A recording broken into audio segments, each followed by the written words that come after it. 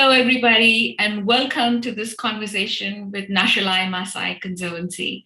I am Veena Kandike, the Director of Grants and Partnerships at Together Women Rise.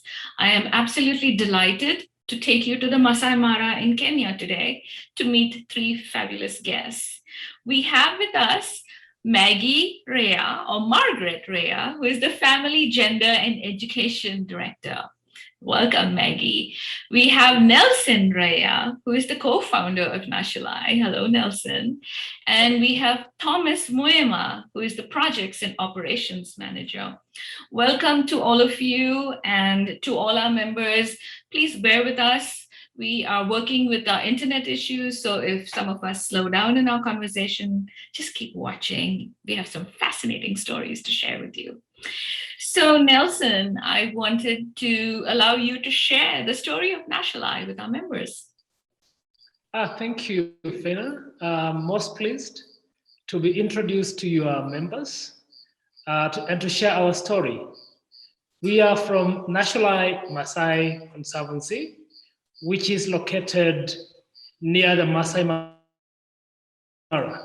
Nashulai in our language means a place of balance, where wildlife, people, livestock coexist together in harmony. Nashulai was started 5 years ago out of a realization that we, the indigenous people, need to own our own story and to write it in the sands of time. So we came together as a community, fully cognizant of the fact that unless we did something, we might lose our land. And this land, which support our community, support our culture, might be lost forever. So we sat down in meetings under the acacia trees, and we decided to create a conservancy which will be different than the other wildlife conservancies, which are mostly run by foreigners, people from other countries, who come with a narrative that places have to be conserved for tourists, for wildlife. People have to be moved out. But we wanted to prove that the local people have a solution. They have always coexisted with wildlife. I remember as a young boy walking to school every day, I would just walk among the wildlife peacefully. And we wanted to return to that natural balance. And that was what informed the story of our conservancy. So we decided also that the community had to fully benefit and no one had to be moved out. Unlike the other conservancies where populations are moved out and people are concentrated in other areas away from their normal places of residence, so that an area can be converted into a wildlife zone to attract high-spending tourists. That is okay, that is fine, but we wanted the local people to be considered because they have the solution, and that is what we sought out to prove. And I'm really, really happy to report that ever since we started the Conservancy, we have seen tremendous changes. First and foremost, wildlife returned back to the land, the commons came back. And besides, the community has really benefited.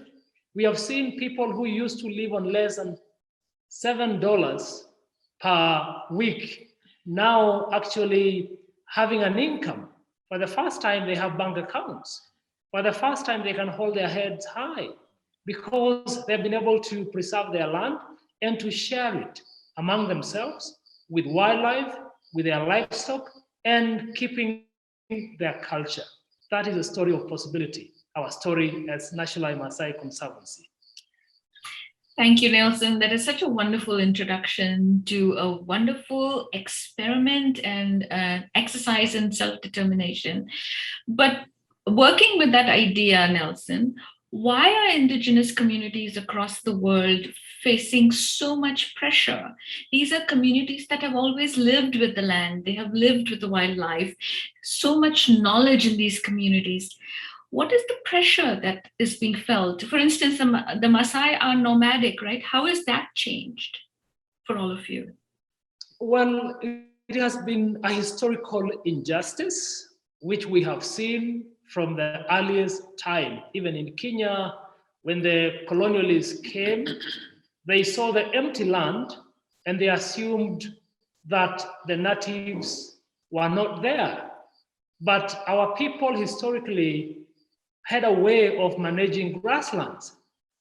During drought times, they would move into the highlands to allow the lowland to recover and vice versa.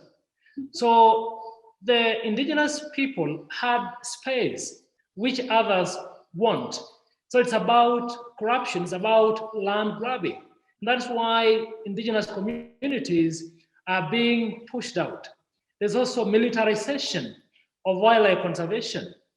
And those people who live with wildlife have always, borne, the suffering because they are considered to be poachers, and the policies are so, imbalanced. For example, when when an animal kills a person, the person is not compensated.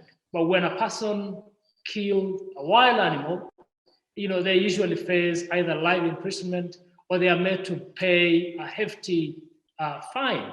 So that is the tragedy that indigenous communities are facing. Yet they need to be appreciated. If the world is going to be successful in conservation, the interests of the local communities need to be put at the center because historically, traditionally, they have the knowledge, and that knowledge needs to be considered. And we just need to work together with indigenous communities, and with that, we can be able to bring about balance in conservation. Absolutely. So, Maggie, tell us more about your journey into the work of Nashulai and the Maasai women, how they are exercising their deep desires to change their family situations and work on the betterment of the community. Okay, so I grew up in a little village in Maasai land. And in this village, people were guided by their tradition. People valued their tradition so much that anyone who was practicing something out of this tradition was an outcast. It was taboo. People had to practice their tradition to fit into the society. So the missionaries came and school started becoming something. And of course, boys and girls were sent to school. But once a girl was 12 years old, some traditions had to take place. There was something called female genital mutilation. And then soon after female genital mutilation, girls were married off. So as a 12-year-old girl, and as everyone got to be 12 in my class, school was closed and girls did not go back to school. And I was questioning my parents. I used to question them. Why is this the case? Where is my friend? Why didn't my friend come back to school? And, such topics like female genital mutilation or sexual health, it was a taboo. You could not discuss this with your parents. Yet I found this, very uncomfortable. I kept asking questions. And my father just thought he should now tell me what is happening. And the moment I realized that it is actually young girls getting married, there were questions. Why would a young girl get married? You're hardly a grown-up. So already I was sensitive to what was happening around me. And I remember keeping a promise to myself that I will study hard, I will graduate, and at a time I will try and change things for the women in my community. So yes, I had an education, and after that I had a job that I had to resign. And I was now on the line of helping the girls in my community. And this, when we started Nashulai, then I knew that what I wanted to work with is women empowerment. You know, it's girls' education. It's changing this, you know, tradition of female genital mutilation to something hopeful. And so within the Conservancy, the Office of Family Gender was created. And that was now a very good time, you know, to interact with the community, to make them understand the importance of education, to work with the girls and, you know, encourage them to stay at school, to graduate, to find themselves a job, and to create an impact within our community. And I'm so happy because after we took the interventions and started off with trainings like the sexual health reproductive trainings, we interact with the girls, and then we provide a space where, you know, and the moment they get to know about, they go back to their villages and they want to help the rest of the girls in the village. So Nashulai then created the space for such dialogues and for such trainings and for empowerment projects for the women, where we want to empower the women so that we have strong families, so that we have families that value education, families that stay together and push the community's dream forward. Absolutely wonderful. I want to remind all our listeners and viewers that if you go to the website of Nashulai Maasai Conservancy, they have a listing of all their videos over there, and you might find watching a lot of those videos very, very interesting. So, Tom, you were talking to me earlier about some of the future plans. Can you remind all our viewers about some of the work that you've done in with the river and the water and the resources for your community, and then plans forward? When we sat down as the Nashulai Conservancy team, we brought the community into the center of our conversation, and empowerment projects were at the center of all that.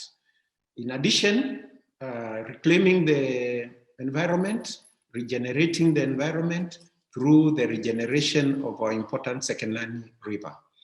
And this one was done by involving women and young girls to clean it up, to plant trees along the banks, which have been eroded over the last 10 to 15 years, and a lot of pollution destroying the river. So that project is ongoing. We've had several cleanups, and the river now is clean. The women understand more how the river and the water links up with their lives and their domestic animals, and also as a biodiversity component in their whole community. That is a project that is ongoing. We've rolled out many other projects which are empowering the women, the community members generally. And a big one was, as Nelson has said, the food program, which came last year when we had the worst and severe lockdowns because of COVID, and when people had lost their jobs because all camps, tourists had closed down and tourists had stopped coming to Masai Mara, which is a mainstay of this area. So we rolled out a program of food redistribution, which went beyond the boundaries of Nashulai. It supported all our communities in other conservancies, all the way almost over 50 kilometers around us. We did that for a year, and we gained a lot of experience out of interacting with other community members, bringing them together and giving them leadership in a time of crisis. We've rolled projects also with the youth empowerment by involving them in soap making, our best of all being the elephant dung soap, which is linked to conservation of elephants, which are found in plenty in our conservancy. And it's the youth who are leading this, making it up and also distributing it at a fee so that they have some money in their pocket, empowering them, making them able and making them busy so that they are not idle. Girls, we've really, as Maggie has said, continued rolling out training programs so that we empower them, we bring them to the center of the conversation in the villages, in the bomas, and we have more girls going to school, completing school, and so forth. We have also come up with a Women Empowerment Center, as Maggie has said, where we are giving them a space to come together to discuss their issues, to do some merry-go-round, make their beads, and also we bring tourists to that central place to buy their beads. It's an ongoing project. That's why we have even more ideas of selling it online out there, empowering as our women in future. Where we want to go in future is that we still want to continue working with the community, our community, and then extending the idea on the model of Nashulai beyond our borders. It's about bringing communities into the center of conservation, helping them open up their eyes and see how they can do it from their own point of view, and it benefits them without selling their land off to foreigners. In future, we want to continue bringing in more partners who have the same our ideas beyond Nashulai, beyond Masai Mara. We aim to still continue training others, be in Amboseli, in Laikipia, northern Kenya, so that, because we have community conservancies there, so that they can follow up our model. And I believe that in future, in few more in East Africa, that's where we are headed. Thank you. Absolutely. So as we are wrapping up, Nashulai and the word balance and your model of trying to preserve the way of life of your communities, I hope that this partnership between both organizations, we can help more people learn about what it is that you have achieved in the Masai Mara with your women's organizations and the programs that you have, your future plans for conservancy, and to be able to share with other communities. But I do not want to leave you without all of us celebrating all the wonderful awards your organization has won. So can the three of you share with all of us all the awards, at least the major ones? You will have won so many. Thank you so much. Our story has been a story of gain and winning, not only by us, but by those who believe in our audacity of hope, so as to quote President Barack Obama. So our story has been mentioned globally by world-leading media, CNN, BBC, Financial Times of London, and the local media here in Kenya. But the icing on the cake was when we won the UN Equator Prize of 2020. It was a moment of celebration for our community because we have proven the shock of the possible, that a small community, very small indigenous community, poor community, can actually rally together to show the world that it is possible to achieve and to expand the story of community endeavor when local people are involved. So to us, it was a testament that when communities come together, success will be there. So we are really very happy to have been able to win that award. And it is not just for our own community, it is for communities in other parts of the world, that it is in our hands to show others how to do it. And thank you so much. We look forward to working with our Together Women Rise. we look forward to inviting you to come and we have a good see Kenya through the eyes of the local people. So you are all welcome to visit. Absolutely. Nelson, Maggie, Thomas, it has been an absolute pleasure to have this conversation with you. Our members, our entire community, this is an honor for us to partner with you.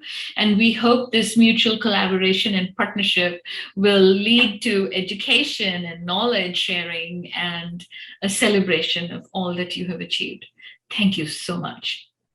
Thank you so much. Bye.